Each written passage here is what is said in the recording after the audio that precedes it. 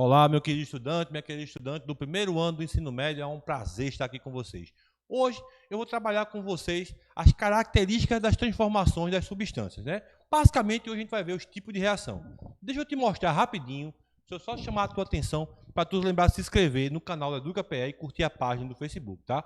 Ah, e quando for fazer isso, esquece não de ativar as notificações, ativar o famoso sininho, que é para poder ficar ligado nas paradas, entendeu? Beleza? Bom, para quem não me conhece, Bruno Lardião, faço parte da equipe de Química, aqui dessa equipe show de Química da EducaPE, e hoje vamos trabalhar um assunto bem legal, bem simplesinho, você não vai ter problema nenhum com ele, certo? Vamos lá, rapidamente. Ó, toma na tela, por favor. Então, nós temos aqui, ó, nossa expectativa de aprendizagem. O que é isso? Identificar as reações de formação e decomposição das substâncias químicas, beleza? Ou seja, os tipos de reação. Quais são esses tipos de reação? A reação de síntese ou adição, a reação de decomposição ou análise, a reação de simples troca e a reação de dupla troca. Esses são os 4 tipos. Tem um outro tipo ainda que eu não falo hoje, porque é mais específico, você vai ter que aprender a calcular NOx com ele, que é a oxidação, a oxirredução, né? Muito usada, né, na eletroquímica, na corrosão, nas pilhas, baterias e coisa e tal, beleza? Vamos avançar? Olha só. Bom, uma reação de síntese é um processo onde 2 ou mais substâncias se combinam para formar uma outra substância. Então, observe que eu vou ter 2 ou mais a partir daqui para formar uma outra substância. Em alguns casos, esse processo ocorre com substâncias simples, né? E formam sempre substâncias compostas. Volta comigo, olha só. Veja só. Quando eu falo em reação de síntese, eu estou falando das reações de adição, que são as reações de combinação mais comuns, certo? É, por exemplo, você juntar o H2 com o O2 e formar água. Tem um nome, tem uma reação que eu vou falar, talvez mais na frente hoje ainda, que é a reação de fotossíntese, beleza? A fotossíntese é muito realizada pelas plantas. Nesse processo, a planta pega, na verdade, a folha, assim, a vegetal em si, como qualquer outro, ele vai pegar o CO2 do ar, a água que geralmente está no ar e no solo, e com o auxílio da luz, daí o nome foto, vai formar a molécula da glicose, que basicamente é o próprio alimento. Por isso que são chamados de seres autótrofos, certo, pessoal? Então fica ligado nessa dica que é muito importante, certo? E aí essa reação, além de ser catalisada, também usa a clorofila para isso, né? Então, vamos avançar aqui na tela para a gente ver rapidamente. Vou falar mais sobre isso depois. Vamos na tela, por favor. Olha só.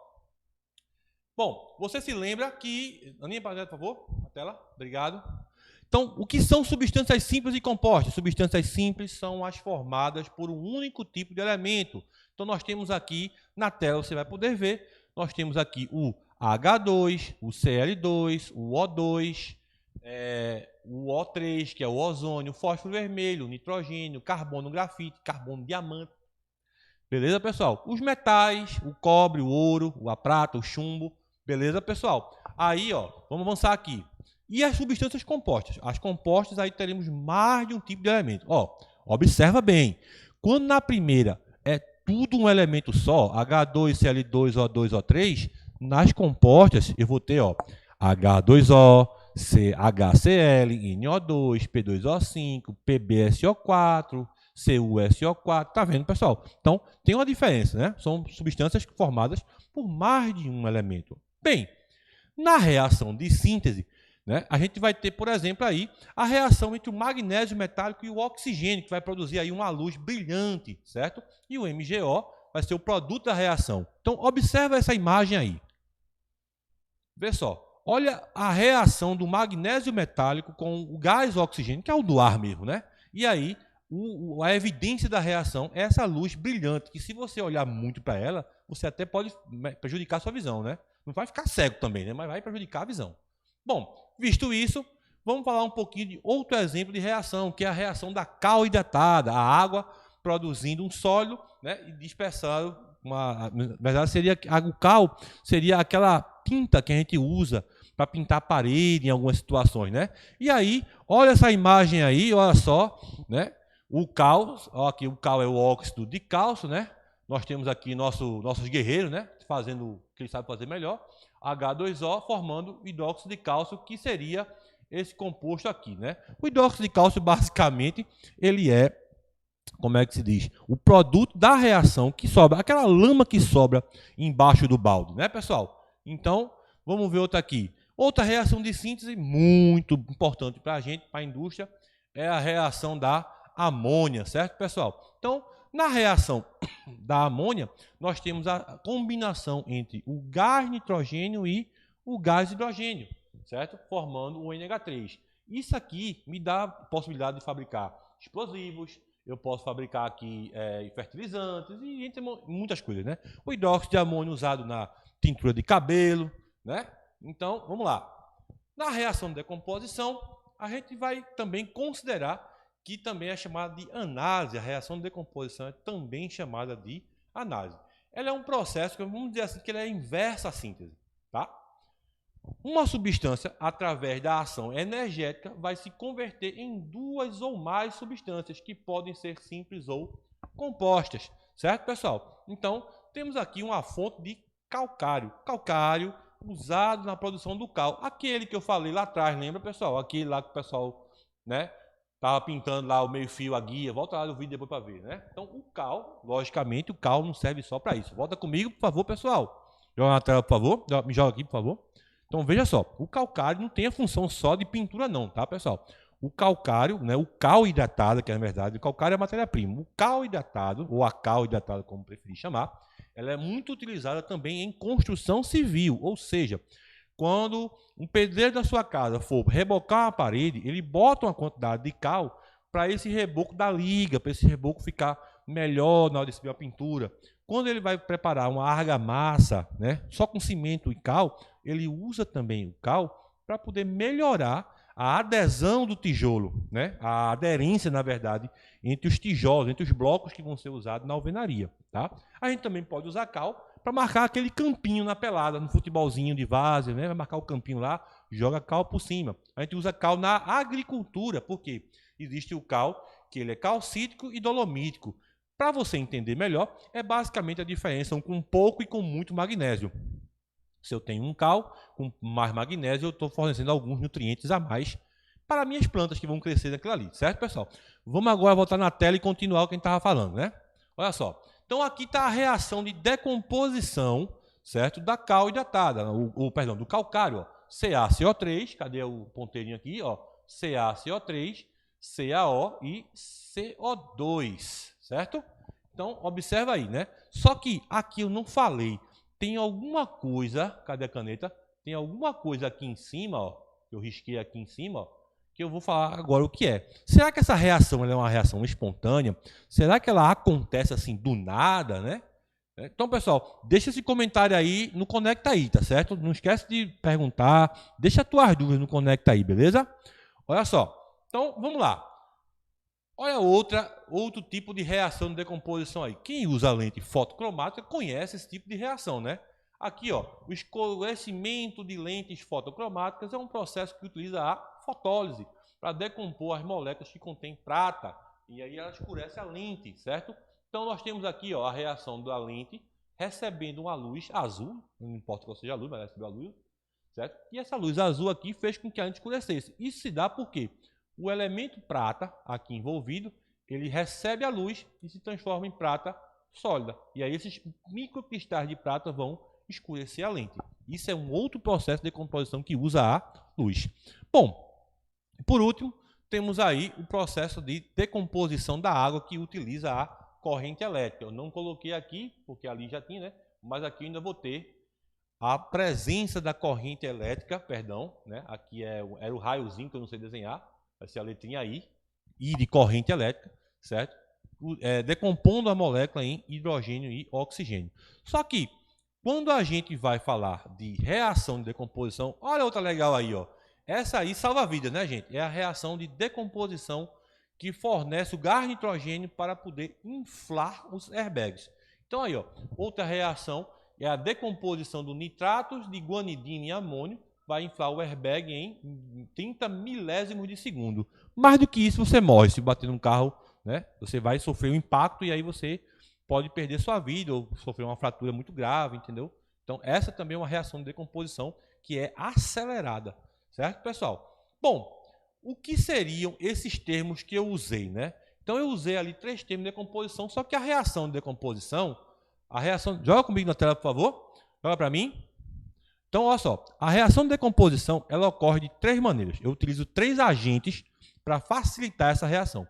Que agentes são esses? Eu tenho a pirólise, é onde eu uso o calor, eu tenho a eletrólise e tenho a fotólise. Na tela agora, olha só, vem para mim.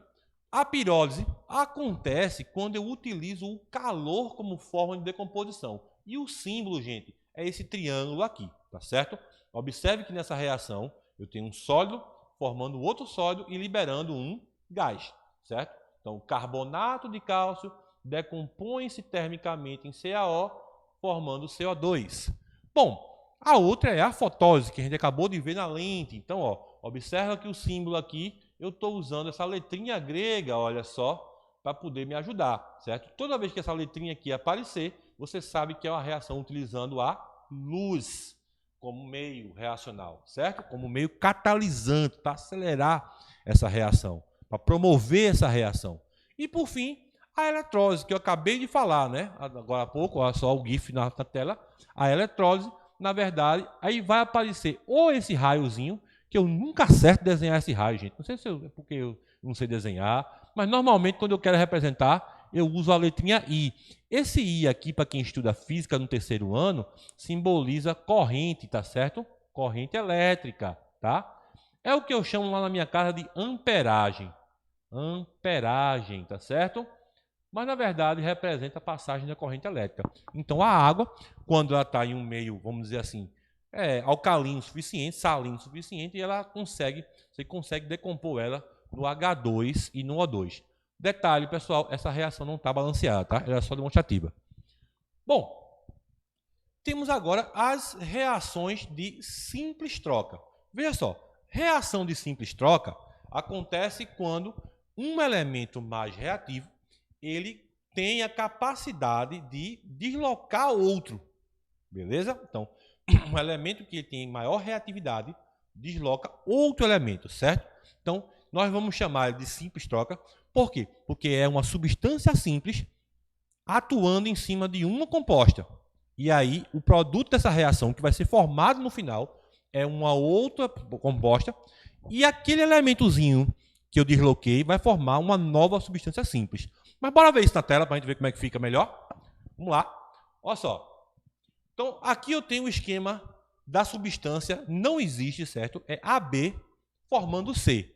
Observe que no processo aí, ó, olha, acompanha as setas. C vai substituir A e vai se ligar com B. Vai formar a molécula aqui do lado, ó. Estou marcando aqui para vocês de caneta. CB. Isso é uma outra molécula. Nota que foi o C mais o B, certo? E aí, esse A vai ser deslocado para ficar sozinho, formando uma nova substância simples. Beleza? Então, vamos ver alguns casos. Olha aí, a reação, por exemplo, do cobre com o zinco. Olha só aí, ó. Deixa eu botar aqui para vocês verem. Observa a imagem primeiro, para você ver, né? Vamos falar sobre isso primeiro. Aqui eu tenho uma placa de zinco, a cor brilhante cinza. A solução de sulfato de cobre aqui, ó, certo? Azulada. E aí, você nota que daqui para cá, a solução está menos azul. Não sei se você consegue perceber aí na sua casa, né, no seu telefone, certo? E aí, essa solução, observe que ela ficou menos azulada, mas ficou, olha só, ela ficou um pouquinho escurecida, tá vendo, pessoal?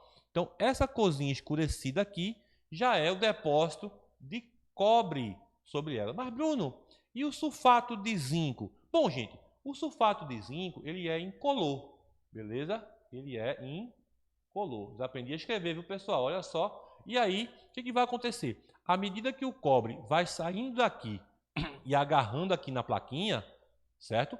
Ela vai ficando dessa cor mais escura, dessa corzinha preta, beleza? E por conta disso, como eu vou ficar com menos cobre aqui nessa região azulada, e o sulfato de cobre, de zinco, ele é incolor, ele vai ficando um pouquinho mais claro, certo, pessoal? E aí evidencia, né? É a prova de que houve uma reação, beleza? Bom, vamos para outra, né? Essas reações não acontecem de qualquer jeito, tá, pessoal? Existe aí uma fila de reatividade. Mas olha só, vamos combinar uma coisa. Não precisa você decorar essa fila de reatividade, certo? Basta que você se ligue em alguns detalhes que eu vou contar agora. No caso, quando a simples troca ocorre com cátions, então você vai se ligar que essa, cadê a caneta? Deixa eu achar ela. Aqui, achei. Ó, aqui, ó, eu tenho toda a família 1 e 2A, certo? Aqui eu poderia ter o sódio ainda, ó, mas bário, cálcio, ó, o sódio, magnésio 1A e 2A, beleza? Aqui eu tenho 3A e alguns outros metais como zinco e ferro. Então vamos combinar assim, ó. Primeiramente, família 1A mais reativo, 2A menos reativo, 3A menos ainda e depois zinco, ferro. Hidrogênio é o meu marco de referência, a minha referência, vamos dizer assim, certo, pessoal? Após o hidrogênio, eu tenho os metais com algumas nobrezas, por exemplo, o cobre, que é o menos nobre de todos, o mercúrio, que é o segundo, em terceiro a prata e o último o ouro. Faltou aqui ainda a platina, mas a gente pouco usa reações com ela. Ela é tão inerte que a gente mal usa, tá certo? No caso dos ametais, eu tenho aqui o flúor, que é o mais reativo de todos, o cloro, o bromo, o iodo e o astato, certo, pessoal? E bromo, iodo, carbono e enxofre, tá, pessoal? Falei porque eu fui agora na vibe da família 7A, acabei falando iodo e astato. Mas não, flúor, oxigênio, cloro, bromo, iodo, enxofre e carbono. A gente tem que focar principalmente nesse carinha aqui e nesse carinha aqui e nesse carinha aqui. Esses três são os principais que eu preciso, né? O flúor, o oxigênio e o cloro. Por que isso, Lardião? Porque eles sempre vão aparecer, eles sempre vão estar nas questões, elas sempre vão estar vamos dizer assim, nos exercícios desse assunto que aparece, certo? Mas se ligue, se você puder memorizar ou arrumar um jeito de gravar o bromo e o iodo e o carbono por último, é muito bom, tá certo, pessoal? Bom, vamos lá agora falar um pouquinho sobre a reação de dupla troca. Reação de dupla troca, pessoal, é aquele namoro, né? Que você tá lá com a sua namoradinha, e você vê a namoradinha do outro, e aí vocês trocam olhares, e aí, vamos trocar? Bora, e troca. Faz essa troquinha aí, entendeu? É mais ou menos a reação de dupla troca, certo? Só que quimicamente falando, tá, pessoal? E aí, na reação de dupla troca, eu preciso observar uma coisa. Como é o esquema da dupla troca? Duas substâncias compostas obrigatoriamente, certo? Tem que ter dois elementos diferentes, beleza? Tranquilo? E aí, o que vai acontecer? Devido à afinidade melhor de um elemento de uma espécie com outro elemento de outra espécie, no mesmo meio reacional, na mesma solução, eles vão acabar trocando de lugar. Só que isso aí, para acontecer, tem uma pegada diferenciada. Por quê? Eu tenho que me ligar se essa reação está acontecendo ou não. Não é que o fato de eu enxergar, de eu não conseguir enxergar essa reação, não quer dizer que ela não está acontecendo. Mas a gente sabe que para uma reação acontecer, e isso inclusive já foi aula minha em outros momentos, essa evidência de reação precisa existir.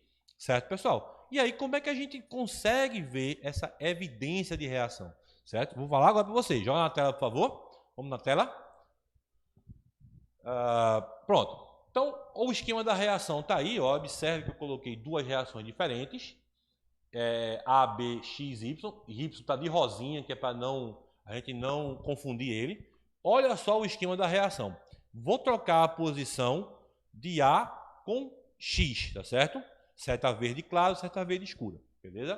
Então aí, ó, o X vai se ligar com o B, formando XB, certo? E o A que saiu de junto do B se ligou com o Y, formando AY. Certo aí, pessoal? Tranquilidade? Bom, sendo assim, a gente pode ver alguns casos agora dessa evidência ocorrendo. A primeira é a formação de um produto mais volátil. Gente, o caso melhor para isso aí, o caso melhor para a gente ver isso aí é a comprimido efervescente. Se você está vendo aqui atrás de mim na televisão, que eu vou falar aqui, você vai ver aqui, ó, está vendo lá no final um copo com um Sorrisal, por exemplo, né? Sorrisal patrocina nós, viu? Então, olha só, se você estiver vendo esse Sorrisal aí, na verdade, ele só está fazendo isso porque ele tem ácidos não é isso? Ele tem o ácido ascórbico, o ácido cítrico, né? Se for vitamina C, tem cítrico no meio também. E tem um carbonato. E a gente sabe que carbonatos em meio ácido vão produzir gás carbônico e água. Então, o resultado é as bolinhas da efervescência, que são justamente o produto volátil da minha história aí. Então, a formação de um produto volátil, ou seja, a liberação desse gás, é uma evidência de reação. Então, eu sei que ali aconteceu uma dupla troca, certo? A outra, vamos na tela ver direitinho, é a formação do produto insolúvel. Eu adoro esse experimento, gente. Esse experimentozinho é o experimento da chuva de ouro, né? Na verdade, aqui acontece, olha só, aqui eu tenho a presença do PbNO32 e esse PbNO32 está reagindo com quem? Com iodeto de potássio. Ambos aqui são solúveis. O problema é que quando acontece essa dupla troca, olha só, essa dupla troca está ocorrendo, o que vai acontecer? Vai formar aqui um tal de PbI2. Esse PbI2 ele é insolúvel. Vai formar também aqui o NaNO3. Eu sei que vai formar Na+, o íon Na+, e o íon nitrato em solução. Eles vão ficar separados em solução. Mas o que me interessa é isso aqui, ó, que é justamente essa corzinha amarela que vocês estão vendo aqui. Certo, pessoal? Olha só comigo. Vê bem, note que outras reações também poderiam, por exemplo, ser cloreto de sódio, sal de cozinha, com nitrato de prata, também forma insolúveis, né? Lembre-se que todo cloreto, brometo e iodeto de prata, chumbo e mercúrio normalmente tendem a ser insolúveis. Essa solução aí, a gente vai fazer um exercício amanhã, na quarta-feira, certo? Onde tem justamente uma questão falando sobre a dissolução desse compostozinho aí que vocês estão vendo aqui atrás de mim, tá certo? Que é justamente o iodeto de chumbo, tá? É uma dissolução que depende aí da temperatura, beleza, pessoal? Tranquilidade. Então vamos para mais um exemplo de dupla troca. Será que tem mais um? A formação aí de compostos menos ionizáveis. Veja só, quando a gente forma um composto menos ionizável, tecnicamente você consegue reconhecer menos ele na solução. Por que isso acontece? Porque ele reage menos também. Certo aí, galera? Então observa só. Aqui eu tenho uma reação que ela é visível, mas só se eu tiver a adição de fenolftaleína, que é o indicador. Se eu não colocar isso aqui, essa reação eu não consigo enxergar. Só que a gente sabe que todo ácido mais uma base me dá sal mais água, não é isso? Então, essa reação aqui forma, como é que se diz? A água que a gente sabe em química, principalmente no terceiro ano, que ela é um pouco menos ionizada. Bom, pessoal, esses aí foram os tipos de reação. Amanhã eu volto com vocês para a gente só resolver exercício. São exercícios bem fáceis que vocês vão gostar. Vocês vão ver que é bem facinho. Se ligue, assista essa aula novamente. Vou ficando por aqui agora. Forte abraço a todo mundo. Valeu. Tchau.